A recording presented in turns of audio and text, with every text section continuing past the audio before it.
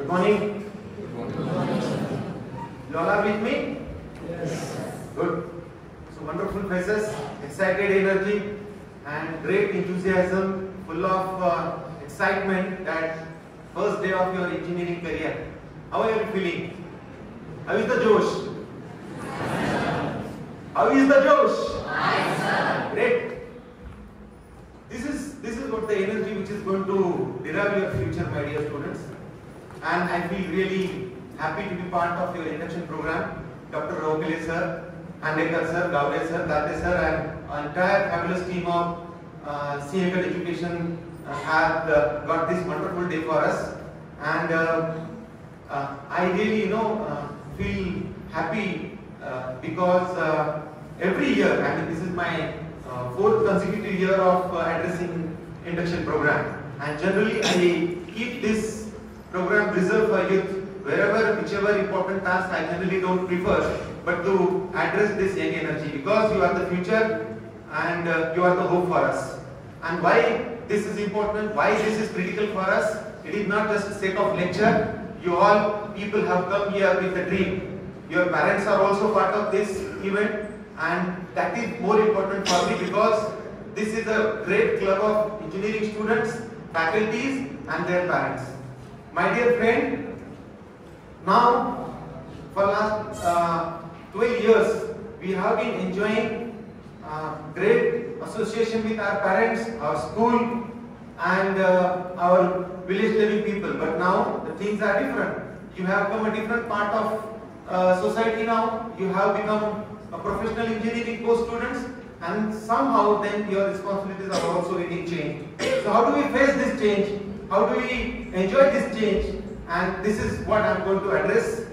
I am going to share some of my personal experiences also, how this engineering journey I have enjoyed, how I have transformed my future, what I was, what I am now, and is this going to help you, whatever my experiences is really important for you or not. And this I am going to also assure you, my crowd, that whatever I am going to deliver, if 10% of this goes to your mind, I really feel that I am really obliged, because you have a 200 crowd, out of which if 20 people come up with this, I think my purpose is served. Most of you are from a rural background, because I see those kind of faces, because I was also part of your orchestra some days back. So is it okay if I talk to you in Marathi or Hindi? ज्यांना मराठी पाहिजे त्यांनी हात वर करा. अरे बरेच आहे महाराष्ट्र आहे. छान. सो इंग्लिश किती जण आहे तिथे इंग्लिश मध्ये? Okay good. आणि हिंदी? छान. चलेगा सर, थोडं ऍडजस्ट करून घ्या, नंतर मग आपण इंग्लिश मध्ये खूप फार अवघड जाणार नाही ते करायला.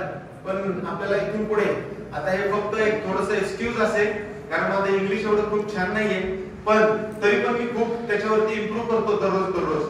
आणि इथे सगळं खांडेकर सर असतील, गावडे सर असतील, रोहकले सर असतील, या सगळ्यांनी इतकं छान सगळं स्पीच दिलंय. मग मला आता फक्त 1-2 रन काढायला ठेवले त्यांनी. पण तरी पण मला खूप आनंद होतो की ज्या वेळेस सिंहगड कॉलेजचं म्हणजे 1 महिन्यापूर्वीच मला फोन येतो की सर लक्षात आहे ना. तो फोन आला की समजतं की येस आम्हाला यायचंय तुमच्याकडे. तर आता पुढचे जे काही आपल्याला 10-15 मिनिट आहेत, त्या 10-15 मिनिटात आपण खूप सारं एकदम अशा आनंदाच्या वातावरणात हे सगळं संवाद साधायचा. इंजिनिअरिंग काय आहे? इंजिनिअरिंग मध्ये आपण करिअर म्हणून का ऑप्शन निवडला? पुढे आपल्याला त्यामध्ये काय करायचंय? आताचं जग इंजिनिअरिंग कडे कुठल्या दृष्टीने पाहतंय की आपल्या मुलाला इंजिनिअरिंग मध्ये ऍडमिशन घेण्यासाठी आपल्यावरती काही सोशल प्रेशर आहे का, की नातेवाईकांच्या किंवा इतरांना दाखवून देण्यासाठी बाबा काहीच नाही तर मग निदान माझा मुलगा इंजिनिअर झाला हे आपल्याला दाखवून द्यायचंय. पालकांच्या नक्की काय अपेक्षा आहेत? आपल्याकडनं राष्ट्र काय अपेक्षित करतंय? आपली फॅमिली काय अपेक्षित करते? मला असं वाटतं की खूप कालवा चालू आहे आपल्या मनामध्ये की मी खरंच इथं मग मला इंजिनिअरिंगला यायचं होतं का, की काय नक्की असं घडलं की जेणेकरून मी इथं सगळं आलो. म्हणजे आयुष्यामध्ये अशा बऱ्याच गोष्टी असतात. मग मला इंजिनियर व्हायचंच नव्हतं, हे माझ्यापासून सुरुवात करतो. मी ढकललं गेलो इंजिनिअरिंग मध्ये, मला डॉक्टर व्हायचं होतं. पण आयुष्यामध्ये अशा का घडतात गोष्टी आणि त्याला आपण कसं एक्सेप्ट करायचं? हर किसी को मुकम्मल जहां नहीं मिलता, हर किसी को मुकम्मल जहां नहीं मिलता, किसी को जमीन तो किसी को आसमान नहीं मिलता. ही आयुष्याची फेज आहे मित्रांनो. मी दरवेळेस सांगत असतो की लोक म्हणतात, प्रत्येक वेळेस लेक्चर मध्ये सांगतात की डू व्हॉट यू वॉन्ट और डू व्हॉट यू लाईक. तुम्हाला जे आवडतं ना तेच करा. आयुष्यामध्ये तुम्हाला कधीच कमी पडणार नाही. असं होतं का हो? मला माधुरी आवडायची, माझ्या खिशात पण फोटो होता तिचा. मग खिशातला फोटो आईने एक दिवस पाहिला आणि खूप लवकरात लवकर स्थळ बघायला सुरुवात केली. मग जी मिळाली तिलाच मी माधुरी म्हटलं आणि आयुष्य सुंदर गेलं. मग आता सरांनी सांगितलं की तुम्हाला AIML मिळालं नसेल. AIML म्हणजे काही 400 आहेत का? IT नसेल मिळालं, कॉम्प्युटर नसेल मिळालं तर त्यांनी घाबरू नका. कशाला घाबरायचं? मेकॅनिकल इंजिनिअरिंग मध्ये माझ्यासारखा माणूस आहे. मी शिकलो इलेक्ट्रॉनिक्स, माझं MTech झालं मेकॅनिकल मधनं, माझं MBA झालं प्रोडक्शन मधून, माझं PhD चाललंय ऍग्रीकल्चर मधून. म्हणजे आता फक्त गवंड्याच्या हाताखालीच काम करायचं आहे. आणि माझी कंपनी आहे सॉफ्टवेअरची आणि मी रोबोट्स मध्ये काम करतो, ड्रोन मध्ये काम करतो, 3D प्रिंटिंग मध्ये काम करतो. असं इंजिनिअरिंग आता इथून पाठीमागं होतं की mechanical, electronics, computer, IT, AIML, data science काय आहे? काही नाहीये. आपल्या जसं आपण सगळ्यात कसं म्हणतो की आपला धर्म कुठला आहे? मानव जातीचा धर्म आहे. आपला धर्म माणसाचा आहे. तशी आपली जात कुठली आहे? आता आपली जात इंजिनिअरिंगची जात आहे. मग तुम्ही ब्रांच कुठली असू द्या. आणि आता कसं झालंय ना की आता एकदम असं कळत झालंय. पहिलं कसं की पुण्याला यायचं म्हटलं तरी 4-5 दिवस मनामध्ये प्रेशर असायचं. आता गल्लीत गेल्यासारखा माणूस अमेरिकेत जातो.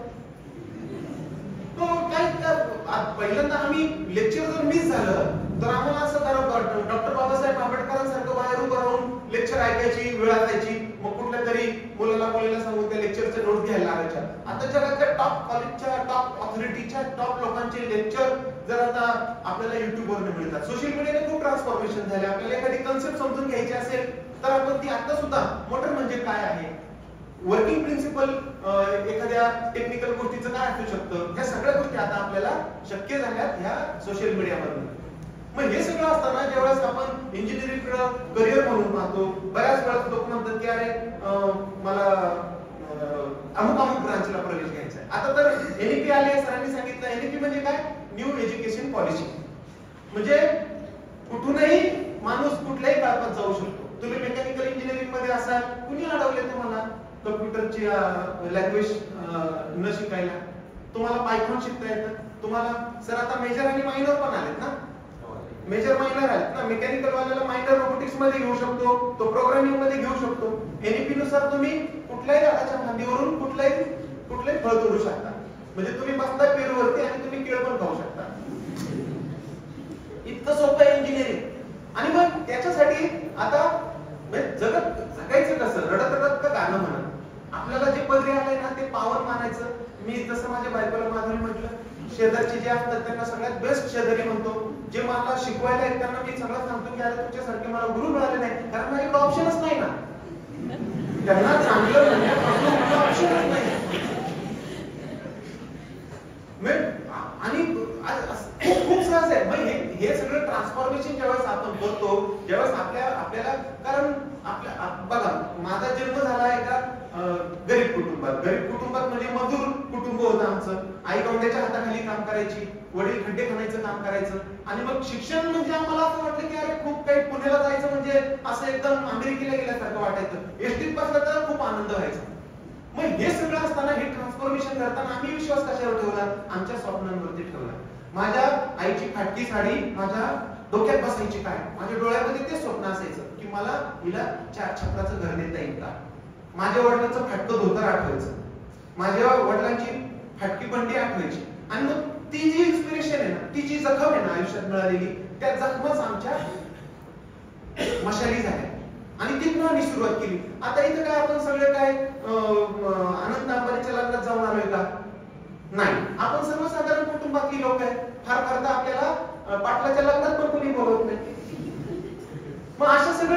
परंतु असे सर्वसाधारण लोक आपण, मग आपण आपली स्वप्न आपण घडवायची, आपला खांदा आपण घडवायचा आणि मग असा आपला खांदा बनवायचा की त्याच्यावरती निदान 4-5 लोकांना तरी आपल्याला तो खांदा देता येईल का, समाजातनं मिळालेलं समाजाला कसं देता येईल. आणि त्याच्यासाठी आपल्याला इतका मजबूत आपला खांदा, आपली मनगट, आपली मेंदू इतका तीक्ष्ण करायचा की जेणेकरून दुसरा आपल्याला म्हणेल की अरे आता मला मदत करतो का. आणि हे सगळं करताना ह्या आत्ताच्या कधी नाही एवढी संधी इंजिनिअरिंगने निर्माण केली. लोक बरेच सांगतात की इंजिनिअरिंगच्या 25% जागा रिक्त, तुम्ही खडे फेका, त्याच्यातले 4 खडे इंजिनिअर वरती जाऊन पडतील. आणि असे व्हॉट्सअप वरती असे खतरनाक मेसेजेस इंजिनिअर बद्दल की असं वाटतं की यार ते इंजिनिअरिंगला गेलं म्हणजे कोणीतरी भीतीत घातले का काय. म्हणजे आता कदाचित मुलींना सुद्धा उद्या प्रश्न पडेल की तू इंजिनिअर का नाही ना. म्हणजे इतकं परिस्थिती निगेटिव्ह आपण बनवतो. परंतु खरंच काय चाललं, 65% आपली लोकसंख्या युवकांची आहे. आणि आता कधी नाही इतका सोनेरी काळ इंजिनिअरिंगला आलाय.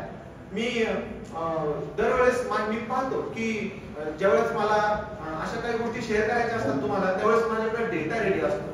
कारण डेटा दिल्याशिवाय किंवा इन्फॉर्मेशन दिल्याशिवाय आजकाल लेक्चरर सुद्धा काही सगळं बोललं की हळूच पोरगं युट्यूब मध्ये किंवा गुगल मध्ये चेक करताय हे खरंच बोलतंय का काय. आणि ही जी सवय जर तुम्ही आता लावून ठेवली तर भाषणामध्ये प्रत्येक पुढारी किती खोटं बोलतात ते तुम्हाला कळेल.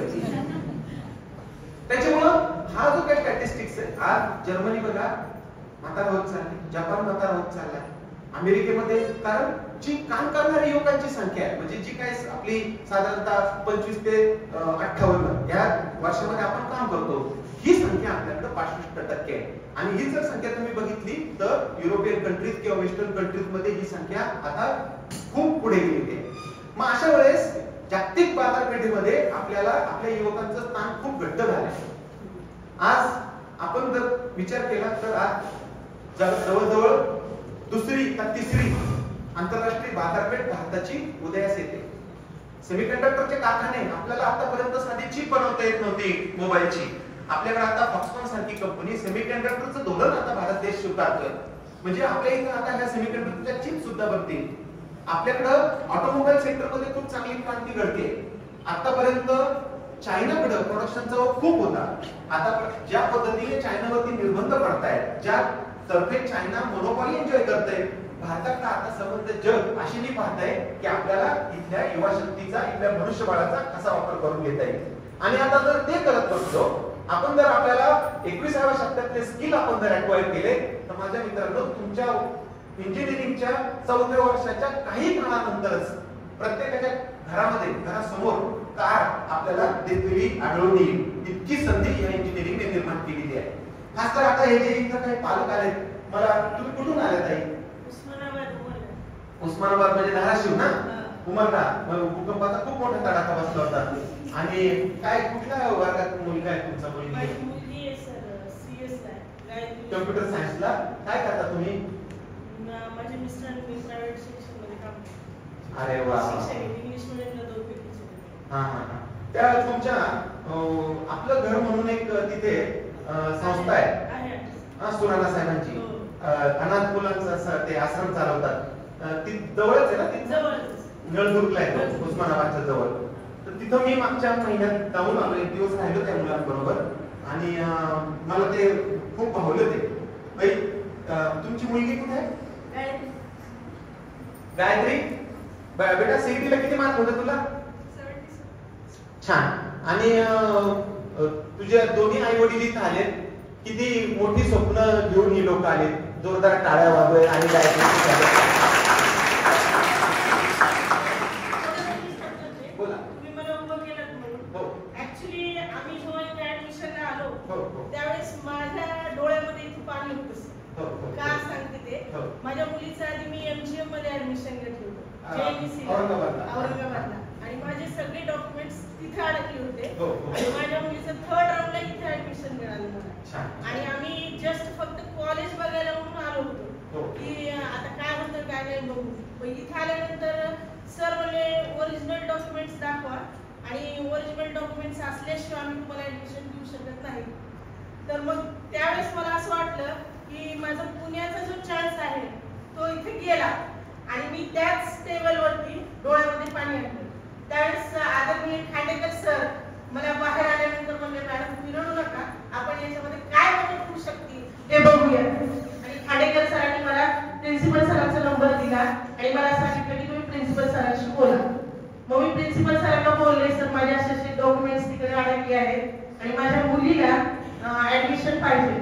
सर म्हणजे मॅडम युनिव्हर्सिटीची वेबसाईट फक्त 5 वाजेपर्यंत ओपन असते आणि एक OTP नंबर येतो आणि त्या OTP नंबरवरती तुमची फीस जमा होते आणि त्यानंतरच तुम्हाला ऍडमिशन मिळतं. मग त्या दिवशी होता संडे आणि इथून औरंगाबादचा अंतर 7 तासाचं होतं आणि दुसऱ्या दिवशी मला इथे यायचं होतं 5 वाजेपर्यंत. मग मला असं वाटू लागलं की औरंगाबादचं ऍडमिशन कॅन्सल केलं तर माझी मुली तिकडनंही हे होईल, बाहेर पडेल आणि इथं जर मी 5 वाजेपर्यंत पोहोचले नाही तर इथे ऍडमिशन मिळणार नाही. मी करू काय? आणि माझ्या मुलीची तर जबरदस्त इच्छाशक्ती होती की मला पुण्यातल्याच कॉलेजमध्ये ऍडमिशन पाहिजे, पुणे युनिव्हर्सिटी पाहिजे. मग खांडेकर सरांनी आम्हाला सांगितलं की तुम्ही तुमचं नंबर लागलेलं जे हे आहे लेटर आहे ते पाठवा. आणि सरांनी खरंच मला खूप अभिमान वाटतो, सरांनी स्वतःचे पैसे घातले आणि ते कॉलेज त्यांनी फ्रीज केलं. आणि फ्रीज केल्यानंतर सरांना सांगितलं की तुमच्या मोबाईलवरती एक OTP नंबर येईल आणि त्या OTP नंबरवरती तुम्ही फीस भरा. आणि सरांनी स्वतःचे पैसे भरले. ही खरोखर खूप चांगली गोष्ट आहे. आम्हाला या गोष्टीचा खरोखर अभिमान वाटतो. आणि सरांनी स्वतःचे ऍडमिशन कन्फर्म केलं सर आणि नंतर आम्हाला कागदपत्रांसाठी वेळ दिला. मला खरोखर खूप आनंद वाटला कारण मी इथं ऍडमिशन घेत असताना तुमचं नाव काय? माझं नाव अनुराधा जोशी. खूप थँक्यू सर. इतकं मी हे मुद्दा पण का कळालं कारण एका आईची स्वप्न म्हणजे आपण नारी शक्ती म्हणतो आणि या नारी शक्तीच्या ज्या काही म्हणजे आपल्या आई आपलं अख्खं जग किंवा आपलं सगळं स्वप्न बसू शकते आणि उगाच तिला नारी शक्ती म्हणलं जात नाही. आपल्या मुलीच्या स्वप्नांना साकार करण्यासाठी या माऊलीने इतके जबरदस्त कष्ट घेतले आणि त्याला साथ या सिंहगडच्या लोकांनी दिली. त्याबद्दल मी सुद्धा आपण जिथं पेरलं जातं तिथं उगवलं जात नाही. म्हणजे हे धाराशिववरनं ही लोक कुठनं तरी मराठवाड्यावरनं इतक्या प्रतिकूल परिस्थितीमध्ये तिथं जीवन आहे, इतकं प्रतिकूल परिस्थिती आहे आणि अशा परिस्थितीत सुद्धा ही लोक संधीचं सोनं करतात आणि आपल्या इथं लोकांना असून सुद्धा त्याची किंमत कळत नाही. ही मोठी शोकांतिका आहे. असो, मी रोहकले सरांचं पूर्ण टीमचं याच्यासाठी अभिनंदन करेल की या वर्षी त्यांच्याकडे 210चा इंटेक आहे नाही का सर आणि आता ऍडमिशन तुमच्या 221 झाल्या म्हणजे 100% यांनी ऍडमिशन सक्सेस केल्या. त्याबद्दल मी सगळ्यांच्या वतीनं सगळ्यांचं अभिनंदन. 25% जागा रिक्त या परिस्थितीमध्ये म्हणजे जर आपण पेशन्स ठेवले, परसिस्टन्स ठेवलं तर यश आपल्याकडे नक्की मिळतं. मुलांचा पालकांचा इतका विश्वास इथल्या फॅकल्टीवरती. जगामध्ये मित्रांनो 2च गोष्टी महत्त्वाच्या, एक आई वडील आणि दुसरे शिक्षक. यांच्या सोडून खरं कोणीच नाहीये. सगळीकडे हा सगळा मायाजाळ आहे. खरं म्हणजे तुमच्या यशाचं त्यांना अशी लोभ नसतो. तुम्ही काही कमावलं त्यांच्याकडे येईल का नाही याची शाश्वती नसते, तरी पण बेबीच्या देठापासून ते तुम्हाला मोटिवेट करत असतात, ते तुमच्यात ओतत असतात सदैव. बघा तुम्ही स्वतःचे आई वडील बघा, आपण आपल्या पगारातली किती रक्कम आई वडिलांना देतो, आपण किती पगारातली रक्कम शिक्षकांना देतो आणि आपल्याला घडवण्यामध्ये 90% वाटा याचा असतो. आम्ही मात्र नाममात्र असतो. आम्हाला समाज घडवतो, आम्हाला जेवायला खायला जीवचा घात पावचा घात म्हणून हे सगळे आपले आई वडील आपल्याला मोठं करतात. यापैकी किती जण आपण मागं वळून यांच्याकडे पाहतो. मग समाजामध्ये यांना आपण कुठलं स्थान देतो आणि खऱ्या अर्थानं हा एक ट्रान्सफॉर्मेशनचं काम ही सगळे शिक्षक लोक करत असतात, आपले आई वडील करत असतात. आपल्या आयुष्यातले सगळ्यात मोठे हेच हिरो आहेत असं मला आज म्हणून करावंसं वाटतं.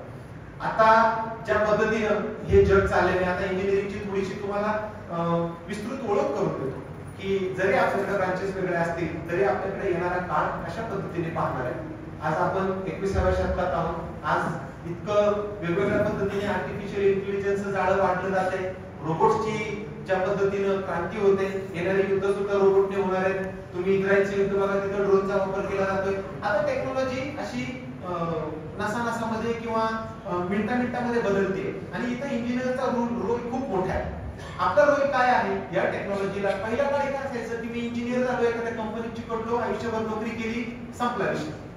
आपणच आपल्या घरापुरतं पाहायचं 1 BHK किंवा 2 BHK किंवा फार अमेरिकेमध्ये जाऊन थोडंसं आयुष्य घालवायचं, परत मग रिटायर झाल्यानंतर परत यायचं, एवढी व्याख्या होती इंजिनियरची. आता इंजिनियरची व्याख्या बदलली. तुम्हाला 4 वर्षानंतर तुमची डिग्री जी आहे ती तीच राहील याची गॅरंटी नाही. तुम्ही मेकॅनिकल इंजिनियर व्हाल, परंतु तुम्हाला रोल करताना मेकॅनिकल इंजिनिअरिंग मध्ये वेगवेगळ्या automation technology, sensor technologies, PLC technologies, computer technologies वापरता येतील. तुम्ही सिव्हिल इंजिनियर व्हाल तर त्याच्यामध्ये वेगवेगळ्या पद्धतीच्या आर्किटेक्चर टेक्नॉलॉजी तुम्हाला वापर करावा लागणार आहे. म्हणजे आता पहिल्यासारखं इंजिनिअरिंग राहिलं नाही, काळ खूप बदलत चाललाय. तुम्हाला इंडस्ट्री 4.0 माहिती आहे का? इंडस्ट्री 4.0 म्हणजे औद्योगिक क्रांतीचं चौथं पर्व. इंडस्ट्री 1.0 कधी सुरू झालं? ज्या वेळेस पृथ्वी निर्माण होऊन किती वर्ष झाली कोणाला माहिती आहे का? पालकांमध्ये पृथ्वीचा जन्म कधी झाला? आता तर गणपती बसवले तुम्ही, गणपतीची आरती केली, बुद्धीची देवता.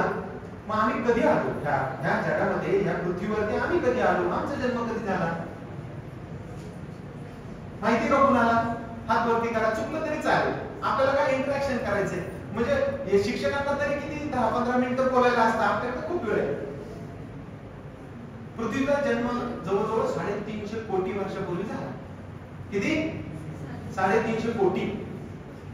आपल्याला आपल्याला जगायचं असतं फक्त इंस्टाग्राम मध्ये, आपल्याला जगायचं असतं फेसबुकच्या रील मध्ये, आणि आता तर म्हणजे कुठं जायची गरज नाही. तुम्ही असं करा फक्त, म्हणजे आता माऊसची गरज नाही, तुम्हाला बटन दाबायची गरज नाही. एकदा श्रद्धा कपूर पाहिली की तिचंच गाणं चालू, म्हणजे गाणं म्हणजे टाईपच करायची गरज नाही, स्क्रोल मध्ये तुमचे तास कधी जातात कळत नाही तुम्हाला. त्याच्यामुळे अवांतर वाचनाची किंवा पुस्तकाची आपल्याला काय फार विशेष गरज पडत नाही. म्हणजे व्हॉट्सअप वरती येतं का आपण सत्य समजतो आणि तशी आपली मनोवृत्ती घडते. 350 कोटी वर्षापूर्वी या पृथ्वीचा जन्म झाला. हजारो वर्ष गेली पुढे, त्याची क्रांती होत गेली. आणि इंडस व्हॅली नाव ऐकून असेल ना, इंडस व्हॅली. मोहनजोदडो पिक्चर पाहिला का? त्याच्यात फक्त ऋतिक रोशन पाहिला आहे. त्याच्या पाठीमागचं सिव्हिल इंजिनिअरिंग पाहिलं का? ड्रेनेज सिस्टीम जगातली, म्हणजे जे काय आपल्याला पूर्वीपार सिस्टीम जर तुम्ही बघितलं, अजूनही अवशेष काढतात, तिथलं सिव्हिल इंजिनिअरिंग किती कन्स्ट्रक्टिव्ह फॉर्म मध्ये होतं. काय कुठे कुठनं महापूर आला असेल, ती सगळी संस्कृती लोकली गेली त्या महापुरामध्ये, त्या नदीच्या याच्यामध्ये. आणि नंतर आता जेव्हा उत्खनन करतो त्यावेळेस आपल्याला कळतं की इथलं सिव्हिल इंजिनिअरिंग किती स्ट्रक्चर्ड होतं, तिथल्या ड्रेनेज सिस्टीम अजूनही किती ऍडव्हान्स्ड होतं. त्याला 5000 वर्ष झाली. ज्ञानेश्वरी कधी आली? किती? 12व्या शतकात, म्हणजे 1200 वर्ष इसवी सन पूर्व आपण म्हणतो ना. त्याच्या पुढे त्याच्या पाठीमागे तर मी अजून गेलोय नाही. मग हे मी का तुम्हाला सांगतोय की हे रिलेट करायचंय, मला काळ रिलेट करायचा आहे. 350 कोटी वर्ष गेलीत आपल्या पाठीमागे, आणि आपलं जे स्थित्यंतर जी घडली ती कशी घडली, आणि इथून पुढची वर्ष आपली कशी असणार आहे, आपल्याला किती वर्ष. आणि ह्या सगळ्या इतिहासाचा जर अभ्यास केला नाही आपण, तर आपल्याला हा जोपर्यंत आपण म्हणतो ना डेटा सायन्स, या डेटाचा आपण अभ्यास करायला पाहिजे. सगळी झालं, आपण मोहनजोदडो पर्यंत आलो. 5000 वर्ष नंतर आता ज्ञानेश्वरी 1200, शिवाजी महाराज 1600, बरोबर ना? आणि मग इंग्रज कधी आले? मग हे नंतर इंग्रज आल्यानंतर हे सगळं, हे मी काय म्हणतोय, नंतर मग आता आपण सगळं हे स्थित्यंतर घडत गेली. आणि मग आपण कंदमुळं खात होतो, नंतर मग शेती करायला लागला माणूस, शेती हा एक व्यवसाय करू लागला, शेती एक शास्त्र निर्माण झालं. आणि पुढं हळूहळू करता हा कंदमुळं खात इंजिनचा शोध लागला. आता हे इंजिन सगळं मेकॅनिकल लाईफ मध्ये होतं. हे सगळं करताना पहिलं उद्योगाची जी क्रांती झाली ती जेम्स वॅटने आणली. जेम्स वॅट माहितीये? वाफेचं इंजिन, झुक आणखीन गाडी, धुरांच्या रेषा हवेत का काडी, पळती झाडे पाहूया, मामाच्या गावाला जाऊया, हे गाणं ऐकलं ना? तर ती झाली आपली उद्योगाची पहिली क्रांती, जी 1784 साली झाली. 100 वर्ष गेली एडिसनला, आणि मग बल्ब निघाला लाईटचा 100 वर्षांनी, आणि मग इलेक्ट्रिसिटी निर्माण झाली. मग आपण जे सर्जाराजाची बैलजोड, जे आपण मोटेरी पाणी घालायचो, तिथे मोटर आली. बरोबर. आपण आता ते थारांदोळ असायचं, त्या थारांदोळात ते पाणी पडायचं, त्याला थारळ म्हणायचो आम्ही खेळायचो लहानपणी त्याच्यात. आणि मग ते थारोळ्यात पाणी पडायचं मोठ्याचं, आणि मग तिथनं सगळं ते पाणी शेताला जायचं. जगाची दुसरी क्रांती कधी झाली? 1854 साली, ज्यावेळेस या इंजिनला या इलेक्ट्रिसिटीची जोड लागली. म्हणजे आपले हे जे सगळे यंत्र आहेत ही इलेक्ट्रिकनी काम करायला लागली. म्हणजे मेकॅनिकल एनर्जीचं रूपांतर इलेक्ट्रिकल एनर्जी मध्ये झालं, आणि इलेक्ट्रिकल एनर्जीतलं ट्रान्सफॉर्मेशन ऑटोमेशन कडे गेलं. मग आपल्या गाड्या कन्व्हेयर बेल्ट वरती चालायला लागल्या, आपण प्रोडक्शन जास्तीत जास्त करायला लागलो. 1920-30 साली या सगळ्या ऑटोमोबाईल सेक्टर मध्ये क्रांती झाली, आणि तिथून पुढे 100 वर्षांनी कॉम्प्युटर निर्माण झाला. तो कधी? 1970 साली. पहिला कॉम्प्युटर घरा एवढा होता, आता तो कॉम्प्युटर नखा एवढा झाला. इतकं ट्रान्सफॉर्मेशन कधी झालं? 100 वर्षांनी झालं. म्हणजे जगाच्या जर तुम्ही उत्क्रांती पाहिल्या, वाफेचं इंजिन 1754, इलेक्ट्रिसिटी 1854, कॉम्प्युटर 1970, 100 वर्ष लागली. आणि चौथी क्रांती आता कुठं? मी 2000 साली इंजिनियर झालो, इंटरनेट आलं. म्हणजे 1970 पासून चौथी क्रांती कधी झाली? फक्त 30 वर्षात. आणि आता पुढच्या ज्या क्रांती आहेत ना, इंडस्ट्री 5.0, ऑटोनॉमस रोबोट, हे ड्रोन, आर्टिफिशियल इंटेलिजन्स, हे इंडस्ट्री 5.0 अक्षरशः आता आपल्या 5 वर्षात समोर येत आहे. त्याच्यानंतर 6G, इंडस्ट्री 6.0 येईल. म्हणजे मी हे तुम्हाला का सगळं सांगतोय? हे खूप झपाट्याने बदलतंय. पहिली ही क्रांतीचा ओघ 100 वर्ष होता, आता तो 30 वर्षावरती आलाय. काही दिवसांनी तो 3 वर्षावरती, काही दिवसांनी तो 3 महिन्यांवरती. आपलं इंजिनिअरिंग कुठं असणार आहे? मला किती अभ्यास करायचा आहे? मला किती ह्या बदलांना सामोरं घेऊन चालायचंय? मी इलेक्ट्रिकल आहे, मी मेकॅनिकल आहे असं म्हणून चालणार नाही. आता आपल्याला इंजिनियर म्हणून आपल्याला आयुष्य काढावं लागणार आहे. बदलत्या काळाला आपल्याला एकत्र करून घ्यावं लागणार आहे. तिथून पुढच्या 10 वर्षानंतर, 8 वर्षानंतर आताचे जे काही जॉब आहेत ते 80% जॉब नसणार आहेत. जे जॉब तुम्ही आता बाहेर पाहताय, कदाचित ड्रायव्हर नसतील, कदाचित इंजिनियर नसतील, कदाचित खूप वेगळ्या परिस्थिती होईल. मग त्यावेळेस आपल्याला काय करायचं? आता त्याची पायाभरणी कशी केली पाहिजे? गाफील राहिलो, इंग्रज 150 वर्ष राज्य करून गेले. आता दुसऱ्यांदा गाफील राहता येणार नाही. आपण फक्त आपल्याच गाई, आपल्याच घरासाठी, आपल्याच बायकोसाठी, आपल्याच नवऱ्यासाठी, आपल्याच आईबाबांसाठी नाही जगत. आपली आयडेंटिटी ही आपलं राष्ट्र ठरवते. त्याच्यामुळं तुमची जबाबदारी फक्त तुमच्या पुरती नाहीये. तुमच्या आयडेंटिटीला काहीच किंमत नाही तर तुमचं राष्ट्र नसेल तर. आज 150 वर्ष गुलामी काढावी लागली माझ्या भारतात. एक कुठला तरी शिवाजी महाराजांचा राजा होता ज्याने हे मुघलांची गुलामी उद्ध्वस्त केली आणि कुठं तरी आपल्याला मोकळा श्वास घेता आला. त्याच्यामुळे राष्ट्र घडताना, राष्ट्र बळकट करताना आपलं स्वतःचं आयुष्य आपण काय पाहतो? माझं अंगण किती सुरक्षित राहील? अरे तुझं अंगण कधी सुरक्षित राहील? ज्यावेळेस तुझ्यावरचा आभाळ सुरक्षित राहील. त्याच्यामुळे आपल्याला ह्या युवकांना, ह्या इंजिनियर्स वरती, आणि देशाची प्रगती कशामुळे होती हो? चायना कशामुळे पुढे गेलं? खूप चांगले रस्ते, बंगले, गाड्या, घोड्या, त्याच्यामुळे का? तिथल्या युवकांच्या मनगटात काय ताकद आहे? स्वामी विवेकानंद म्हणायचे की तुमच्या युवकांच्या ओठांवरती गीत कुठले ते मला सांगा आणि मी तुम्हाला तुमच्या राष्ट्राचं भवितव्य सांगेल. आपल्या ओठांवरती काय आहे? माझा राजा 16 वर्षाचा असताना शिवबा त्याला स्वप्न पडतं तोडण्याचं. आताच्या ह्या 16व्या वर्षात मला स्वप्न कसलं पडतं? इन्स्टाचं, फेसबुकचं, रील्स. आजही आपल्याला राज्य पाहिजेत असं वाटतं का? तर त्यांचा दैदिप्यमान इतिहास त्यांनी घडवला. आम्ही काय केलं? आम्ही फक्त त्यांचे फोटो लावले आणि गाफील राहिलो. आता गाफील राहून चालणार नाही. तुम्ही जर बघितलं चायनाचं जर इंजिनिअरिंगचं मॉडेल जर पाहिलं, मी आज जपानला जाऊन आलो. जपानमध्ये मित्रांनो 27% रोबोट वापरतात, आपल्याकडे 2% रोबोट वापरतात. आपल्याकडे अजूनही शेती अवतारी करतो आपण. इस्रायल, मुंबई एवढा देश अख्ख्या जगाला पुरेल एवढं अन्नधान्य तयार करतो. आपण जसं इंजेक्शन सिरिंजने मारतो तसं थेंबा एवढे पाणी तिथं वापरलं जातं. त्यांच्याकडे पाऊसच पडत नाही आणि आपल्याकडे धोधो पाऊस पडतो. माझा इंजिनियर करतो काय? आज आपल्या घराघरात घरटी इंजिनियर. आधी तसं ग्रामीण भागातली पोरं आली, मी इंजिनिअरिंग जगामध्ये वापरतो का? मी 5S सॉर्टिंग कसं करायचं, असेंब्ली कशी करायची, हा नट तिथला असतो, तो कसा लवकरात लवकर फिट करता येईल. आपण सकाळी उठताना इंजिनिअरिंग वापरतो का? आपला ब्रश कुठं असतो आपल्याला कळत नाही. आपल्याला उद्याला जायचे कपडे आपण कुठे ठेवले आपल्याला माहित नसतात. आपल्यामध्ये प्रत्येकामध्ये एक इंजिनियर आहे आणि त्या इंजिनियरला या इंजिनिअरिंगच्या प्रमाणे जर तुम्ही वागवलं नाही तर आतापर्यंत दुसरे आले, आता कुठेतरी तिसरे. हा सगळा जो काही ओघ आहे हा डेव्हलपमेंटचा, या डेव्हलपमेंटच्या ओघामध्ये तुम्हाला थांबावं लागणार आहे, विचार करावा लागणार आहे. आणि हे सगळं करताना अभ्यासाचा वेग, जसं आता तुमच्या एक गोष्ट आहे की कारभारी चांगला असेल ना तर कारभार चांगला होतो, राजा चांगला होता म्हणून रयत सुखी होती. तुमचे प्रिन्सिपल जर भारी असतील ना तर तुमची खालची एचओडीची टीम भारी असणार, त्याच्या फॅकल्टीची टीम असणार भारी, आणि खालची पोर भारी असणार. तुम्हाला इथं भारी प्रिन्सिपल लाभल्या.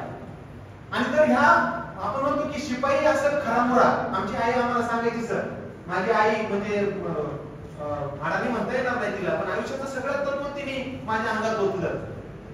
शिपाई असेल खरा मुळा तर घोडं चालल तरतारा. ती अशी माणसं पाहिजेत ना की ज्यांना घडवायची डोक्यात ताकद पाहिजे. रोकले सरांचं पॅशन बघा तुम्ही, या माणसाचं पॅशन.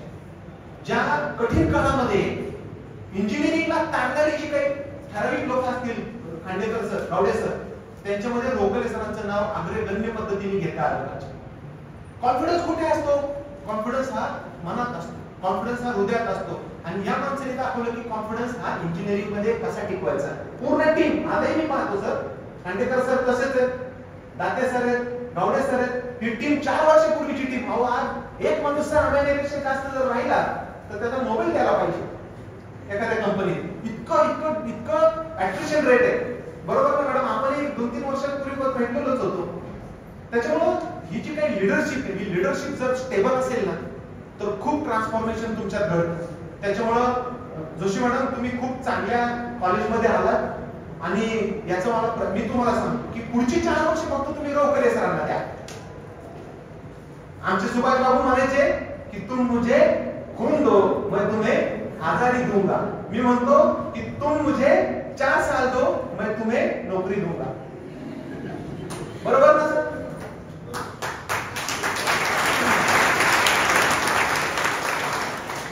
आणि नोकरी मिळाली की छोकरी पण मिळते.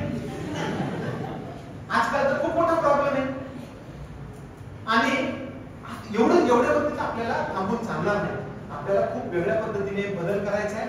वेगळं एक क्षेत्र आपल्याला खुणावत आहे. आतापर्यंत फक्त नोकरीसाठी आपण नाही करायचं. या लोकांनी खूप सिस्टमॅटिक एक अप्रोच तयार केला आहे स्टार्टअपचा.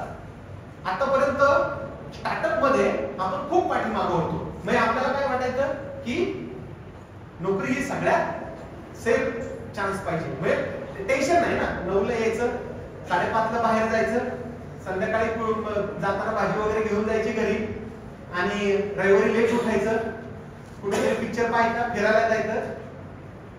वही सफेदी वही जाग. म्हणजे त्यात वेगळं काहीच नाही.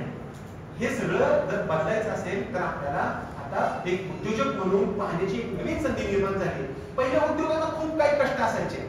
मग ते माल कुठे ठेवायचा, माल खराब होईल, मग गव्हर्नमेंटकडे अप्लाय करायचं, आणि मग ते रजिस्ट्रेशन करायचं, जीएसटीचं सगळं. आता हे सगळं या आयटी मुळे बदललंय आणि टेक्नॉलॉजीमुळे हे सगळं सुकर झालंय.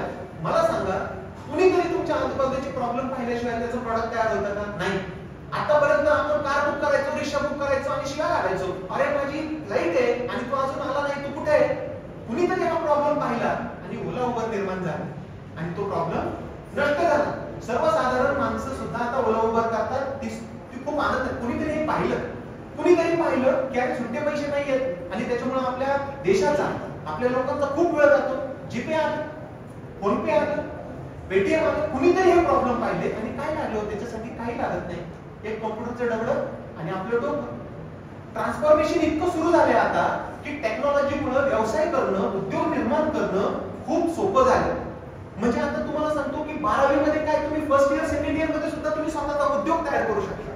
मला 45 वर्ष लागली हो स्वतः उद्योजक घडवायला. कारण आईला साडी घ्यायची, घराचे छप्पर बनवायचे. मी मिडल कशाचा काय, मिडलच्या खाली काढलेल्या फॅमिलीतला माणूस. अशा पद्धतीत मी आलो. परंतु हे पुरात होतं की कधीतरी मला उद्योजक व्हायचंय. ह्या सगळ्या लोकांचं मी ऐकायचो भाषण की उद्योजक व्हा, नोकरी मिळवणाऱ्यापेक्षा नोकरी निर्माण करणारे व्हा. आणि बरोबर 2 वर्षापूर्वी मी आदरणीय सकाळचे अध्यक्ष प्रतापराव पवार साहेबांचं भाषण ऐकलं की उद्योजक व्हायला पैसे लागत नाही, उद्योजक व्हायला सीड फंडिंग लागत नाही, उद्योजक व्हायला अनुभव लागत नाही. उद्योजक व्हायला काय लागतं? इथं आग लागते. आणि ती जर आग असेल ना तर ती तुम्हाला शांत बसू देत नाही. तुम्हाला जर तुमचा रोल पाहिजे असेल तर तुम्हाला तुमचा गोल क्लिअर करावा लागेल. आधी तुम्ही बघा की तुम्हाला जर तो गोल दिसला तर तुम्ही त्या दिशेने फुटबॉल मारता. त्याच्यामुळं तुमचा जर गोल क्लिअर असेल तर तुमचा रोल ऑटोमॅटिक तयार होतो आणि त्या पद्धतीने ही सगळी जडणघडण होती. मला वाटलं त्याने मी इतकं फिरलो, इतकं सगळं माझ्यामध्ये आहे, माझी डिग्री आहे, एज्युकेशन आहे, एक्सपिरियन्स आहे, मला काय काय करावं लागणार आहे. द मोस्ट रिस्क, सगळ्यात मोठी रिस्क काय असेल? The biggest risk is not taking risk. सगळ्यात मोठी रिस्क काय असते? चॅलेंज काय असतं? ते चॅलेंजेस न स्वीकारायचं नाही. त्याच्यामुळे मी ती रिस्क घेतली. 15 मार्च 2022 साली कंपनीमध्ये राजीनामा दिला. 1.5 लाख रुपयाचं हप्ते होते घराचे. माझ्या ड्रायव्हरला वाटलं की हे साहेब कुठून पैसे भरणार. संध्याकाळी घरी आलो, बायकोला सांगितलं नोकरीचा राजीनामा दिला, मला उद्योजक व्हायचंय. ती म्हणली मी हे तुम्हाला 5-6 वर्षापूर्वीपासून सांगते. इतकं तिने हसून त्याचं स्वागत केलं. आणि मित्रांनो, 15 मार्च 2022 ला मी नोकरी सोडली. 28 मार्च 2022 ला माझं जीएसटीचं सर्टिफिकेट आलं. कुठंच गेलो नाही, सगळं ऑनलाईन आलं. 1 एप्रिल 2022 पासून गुढीपाडवा होता. माझ्या कंपनीची सुरुवात केली आणि 2023 ला एकाच वर्षात माझ्या कंपनीचा टर्नओव्हर 1.25 कोटी झाला.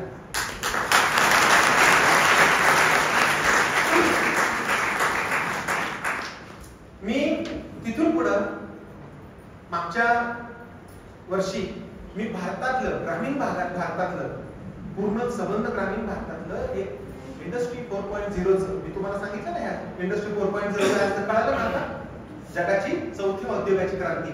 अशा त्या इंडस्ट्री 4.0 एक सेंटर ऑफ एक्सलन्स तयार केलं विद्या प्रतिष्ठान बारामतीमध्ये. मी तुम्हाला ते दाखवणार आहे कशी इंडस्ट्री पुढे जाणार आहे. आणि त्याला आधी मायक्रोसॉफ्ट, अमेरिका, रशिया तिकडनं लोक पाहायला येतात. एक मॉडेल म्हणून ते आता शासनाने सुद्धा स्वीकारलंय. आणि असे centre of excellence 54 centre of excellence या काही काळामध्ये भारतामध्ये निर्माण होणार आहे.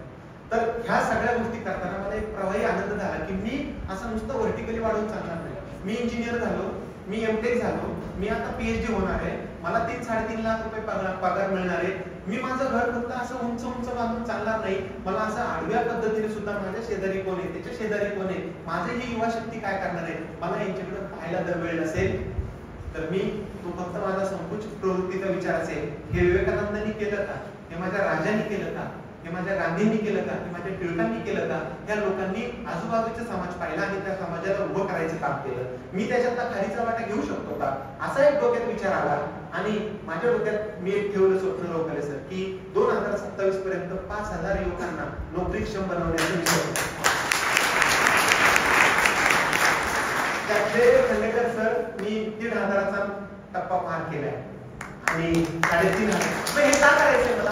आजही माझं मी इथं बोलतोय, माझे 4 इंजिनियर तिथं जीवाच्या आकांताने ट्रेनिंग देतात. सरांनी काय सांगितलं? Training and placement. त्याचं नावच ट्रेनिंग अँड प्लेसमेंट आहे. तुम्ही ट्रेनिंग नाही घेतलं तर तुम्हाला प्लेसमेंट मिळणार नाही. त्याच्यावरती एक छोटीशी एक कथा आहे, सांगू का? एक राजा असतो आणि त्या राजाच्या दरबारात लाकूड तोड्या काम मागायला येतो. लाकूड तोड्या माहितीये ना, सुतार म्हणजे मॉडर्न याच्यामध्ये. तो म्हणतो मला काम पाहिजे. राजा म्हणतो ठीक आहे, तुझं तर शरीर चांगलं दिसतंय, आपण तुला काम देऊ. किती झाडं तोडशील? तो म्हणला महिन्याला 18 झाडं तोडतो मी. राजा ठीक आहे म्हणजे तोड. पहिल्या अप्रायदला 1 महिना राजाने त्याला चेक केलं. त्यांनी झाडं तोडली 18 आणि 4 झाडं त्यांनी बोनस तोडली राजाला खुश करायला. म्हणजे झाडं किती झाली त्याची? पहिल्या महिन्यात किती झाडं तोडली त्यांनी? 22 बरोबर. पुढचा महिना त्यांनी बरोबर 18 झाडं तोडली. झाडं किती कमी झाली? पहिले 2-3 महिने तो हे सगळं करत राहिला. 4थ्या महिन्यात राजाने त्याला विचारलं किती झाडं तोडली? तो म्हणला 17. अजून 2-3 महिन्यांनी विचारलं किती झाडं तोडली? 12. झाडांची संख्या कमी होत चालली. राजाने त्याला विचारलं मला इकडे तू काय केलेस रे? नाही म्हणलं मी राजा जसे माझे कष्ट होते तसेच कष्ट आहे. तू प्रामाणिक आहे? आहे प्रामाणिक आहे. तू काम करतोय? आहे. तुझ्याकडे हत्यार चांगलं आहे का? आहे चांगलं. मग काय प्रॉब्लेम काय नाही? राजाने त्याला पाठीवरती हात फिरवला की म्हणला अरे तू इतकं काम करतो, इतकं कष्ट करतो, हे सगळं करताना तू तुझ्या तलवारीची धार कधी काढली होती? तो म्हणला नाही, तलवारीची धारच नाही काढली. मग तुझी लाकडं कशी, तुझी वृक्ष कसे तोडले जाते? मित्रांनो, ती जी काय तलवारीची धार म्हणजे ही तुमचं ट्रेनिंग आहे.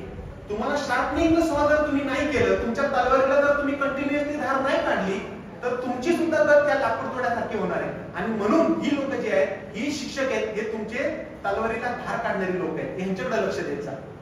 हे सांगतील तो कोर्स तुम्ही करा. नुसती 4 वर्ष म्हणजे काय, लाकूड तोडक्यासारखं आपल्याला आयुष्य नाही जगायचं, काहीतरी वेगळं करायचं. आपल्या आयुष्याला थोडा ब्रेक द्यायचा, आपल्या बुद्धीला थोडासा ब्रेक द्यायचा. त्या बुद्धीला वेगळं काहीतरी आपल्याला चॅलेंज देता येईल का, वेगळं काहीतरी आपल्याला खाद्य देता येईल का.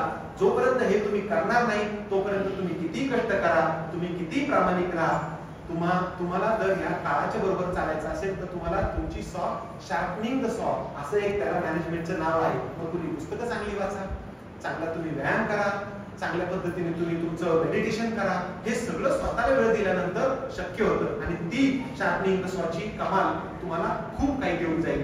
आता मी एक तुम्हाला तू केलं का डाउनलोड, मी तुम्हाला एक 3 मिनिटाची क्लिप दाखवणार आहे. त्याच्यामध्ये तुम्हाला उद्याचं इंजिनिअरिंग पाहायला मिळेल. उद्याचं इंजिनिअरिंग असं असणार आहे की डार्क फॅक्टरी नावाची कन्सेप्ट आहे. डार्क फॅक्टरी म्हणजे तिथे आपण लाईट बंद करणार आहे का तिथल्या, नाही. डार्क फॅक्टरी म्हणजे उद्या तिथे माणूसच नसणार आहे, त्याला आपण डार्क फॅक्टरी किंवा वायफाय फॅक्टरी म्हणतो. आता एक छोटीशी, हा कुठला आहे, 1 मिनिटात आहे. हा एक छोटासा एक, आता एक त्याला आवाज येतो ना याचा, हा हा ला.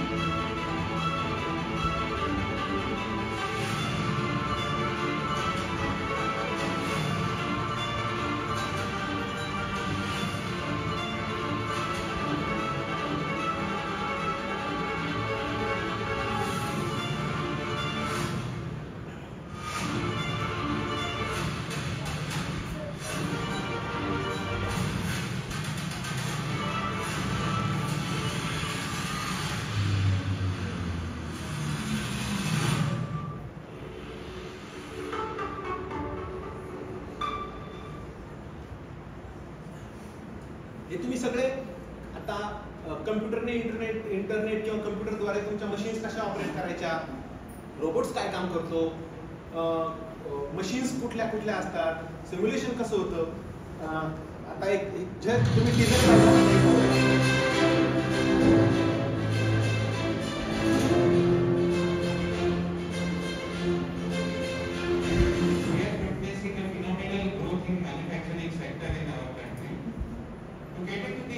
increasing needs in this sector, Vidya Pratishthan Baramati has established a center of excellence in digital manufacturing and robotic automation.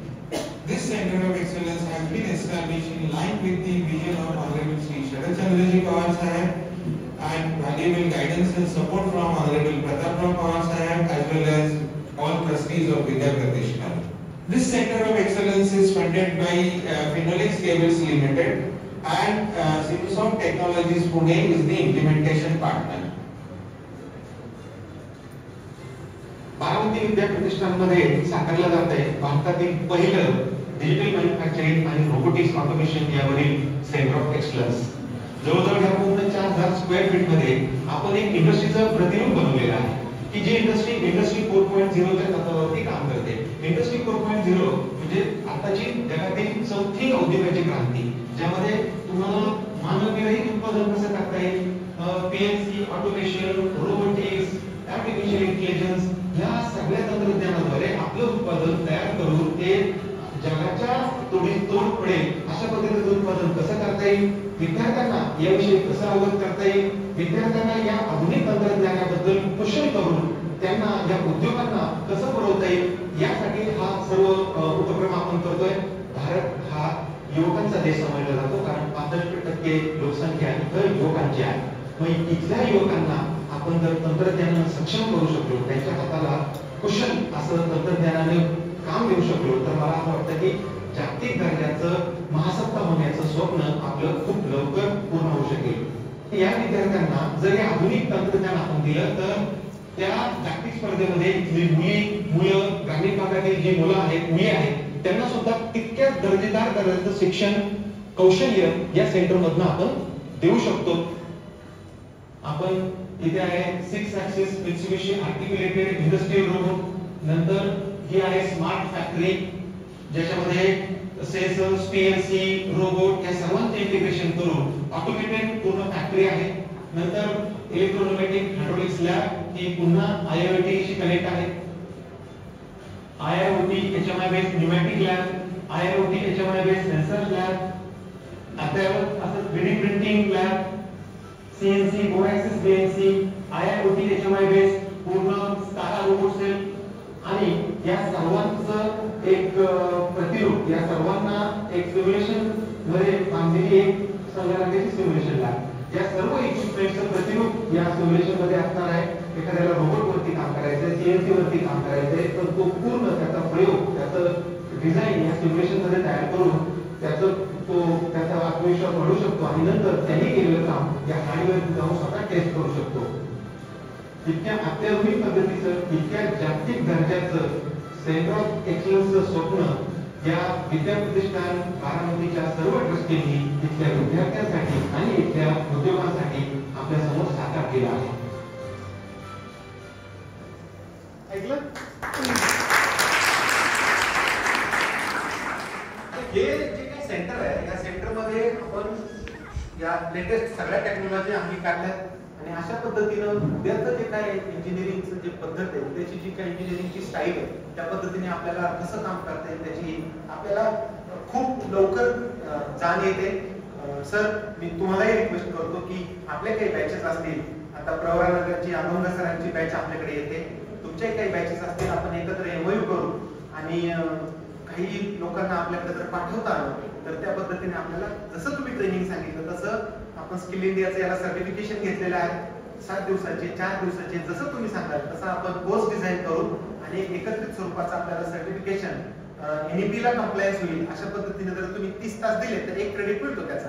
तर असं जर तुम्ही एक बॅच पाठवली तर मला सीएबरच्या मुलांना शिकवायला नक्की आवडेल आणि त्याचं मी सुद्धा तुम्हाला काही अंशी मदत करू शकेल. अशा पद्धतीने आपल्याला पुढे जायचंय, आपल्याला एकत्र काम करायचंय.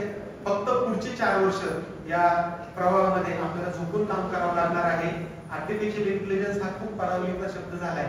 मित्रांनो, परिस्थिती एवढी गंभीर आहे की तुम्हाला असं वाटतं की हेच आपलं आयुष्य पुढे राहणार आहे. आता एका मोठ्या सायंटिस्टला विचारलं की माझ्या युवकांचं आर्टिफिशियल इंटेलिजन्स मुळे निर्माण होणारं पुढचं भवितव्य काय आहे, त्याने उत्तर खूप भयावह असं दिलं. का? कारण त्या पद्धतीनं जर आपण ह्या चॅलेंजेसला सामोरं नाही गेलो तर either you change or you perish. जगाच्या उत्क्रांतीचा वेग खूप आहे आणि तुमच्या बदलाचा वेग जर तेवढा नसेल तर आपण नामशेष होऊ. त्याच्यामुळे आपल्या पालकांची स्वप्न आपल्याला जागृत ठेवायची असेल, आपल्या देशाला जर आपल्याला तुमच्या मुठीमध्ये ठेवायचं असेल, एक बलाढ्य राष्ट्र करायचं असेल तर आपल्याला तंत्रज्ञानाशिवाय दुसरा पर्याय नाही. आज चीननी जी प्रगती केली आहे, मी टिम कुक जो ऍपलचा CEO आहे त्याची एक मुलाखत पाहिली आणि त्यांनी सांगितलं की चीन हे काय चिप प्रॉडक्टमुळे नाहीये. चीन कशामुळे बलाढ्य झाला तर तिथल्या टुलिंग इंजिनियरमुळे, तिथल्या टेक्नॉलॉजीमुळे, तिथल्या तंत्रज्ञानामुळे. कारण तितके मोबाईल आम्हाला, जर आता मोबाईल iPhone 16 प्रोड्यूस झाला तिथे, जर आम्ही चीनकडे गेलो नाही तर आम्ही अख्ख्या राष्ट्राला सप्लाय करू शकणार नाही. आता आपलं कॉम्पिटिटर आपल्या शेजारचा मुलगा नाहीये, आता आपला कॉम्पिटिशन अख्ख्या जगाबरोबर आहे. आता आपण ग्लोबलायझेशनची दरवाजे उघडली आहेत, त्याच्यामुळे आता नोकरी फक्त आपल्याला भारतातच मिळणार नाहीये, आता समग्र जग हे आपलं मार्केट आहे. आणि अशा पद्धतीत जरी मी म्हटलो की इथून पुढे जॉब नसणार आहे, पण इथून पुढे तुम्हाला स्कोप खूप असणार आहे. कारण आता तुमचा गोल बदललाय, तसा तुमचा रोल बदललाय. आज टांगेवाले होते, त्यांना भीती वाटत होती रिक्षाची, पण रिक्षावाले खुश झाले. का? त्यांनी स्वतःला बदललं, त्यांनी टांग्याच्या ऐवजी रिक्षा चालवायला शिकले. रिक्षा आली, त्याच्यानंतर ओला उबर आलं. ते पहिल्यांदा त्यांनी त्याच्यावरती कुरघोडी केली, परंतु रिक्षावरनं ते कार चालवायला शिकले, तेही कॉम्पिटिशन मध्ये टिकले. आता कारवरनं जोपर्यंत तुम्ही ड्रोन टॅक्सी कालावधी येईल, ती ड्रोन टॅक्सी तुम्हाला, बदल हा कुणाला चुकला नाही मित्रांनो. बदल हा काळाची गरज आहे आणि या बदलाला जर तुम्हाला सामोरं जायचं असेल तर आता आपल्या या गुलाबी स्वप्नांमधून बाहेर यावं लागेल. दररोज काहीतरी नवीन शिकावं लागेल. मी सुद्धा माझं इंजिनिअरिंग झाले इलेक्ट्रॉनिक्स मध्ये, काळाची गरज होती, मी मेकॅनिकल शिकायला पाहिजे. 17 वर्षानंतर मी ह्या स्नेहगडमध्ये प्रवेश घेतला आणि मेकॅट्रॉनिक्स मध्ये इंजिनिअरिंग केलं.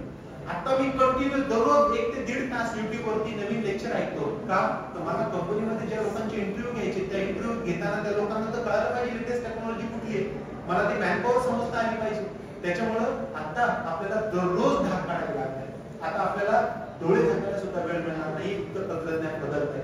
4 वर्षामध्ये आता तुम्हाला तुमचा वेळ मॅनेज करायला शिका. अर्जंट आणि इम्पॉर्टंट या 2 गोष्टींमध्ये फरक समजायला शिका. अर्जंट ही गोष्ट इम्पॉर्टंट असेलच अशी नाही. आपल्या मित्राचा वाढदिवस हा अर्जंट असतो, परत येणार नसतो, परंतु तो महत्वाचा आहे का? दुसरी गोष्ट, सकाळी लवकर उठणं अर्जंट नाही. आपण सकाळी नाही लवकर उठलो तर मरणार आहे का? नाही. परंतु ते इम्पॉर्टंट आहे का? हो आहे. मग हा जर तुम्हाला या 2 गोष्टींमधला जर तुम्हाला फरक समजला तर तुम्हाला आयुष्याचे गणित समजलं. पुस्तक वाचणं अर्जंट आहे का? नाही. पुस्तक नाही वाचलं तर आपण मरणार आहे का? नाही. परंतु आपल्या ज्ञानाची धार आपल्याला काढावी लागणार आहे. त्याच्यामुळं जे दिसतंय अर्जंट ते खरंच इम्पॉर्टंट आहे का याचा मात्र तुम्ही तपासून पहा. लग्न, सरांनी सांगितलं पालकांना की मुलांना घरी बोलू नका. सण, दिवाळी, दसरा, गणपती, दहीहंडी हे अर्जंट आहे का? हो, कारण त्याच वेळेला ते येतं, परत ते येत नाही. परंतु ते महत्वाचं आहे का? 4 वर्षांनी आपण केलं तर चालेल का? आपण 1 दहीहंडीला न जाता 4 दहीहंड्या स्पॉन्सर करू शकतो का? तेवढ्या मनगटामध्ये आपला ताकद आणा. तुम्ही तुम्हाला स्वतः कामी करा. आयुष्यामध्ये बरेच सण तुम्हाला साजरे करता येईल. 4 वर्ष फक्त तुमचा सण इंजिनिअरिंग, तुमची दिवाळी इंजिनिअरिंग, तुमची दहीहंडी इंजिनिअरिंग हे जर मनाशी बाळगलं तर मला वाटतं येणाऱ्या आयुष्यात कितीतरी दिवाळ्या तुम्ही लहान मुलांना समृद्ध करू शकाल. एवढं सांगून मी थांबतो. तुम्हाला खूप खूप शुभेच्छा देतो आणि माझ्या वाणीला विराम देतो. धन्यवाद.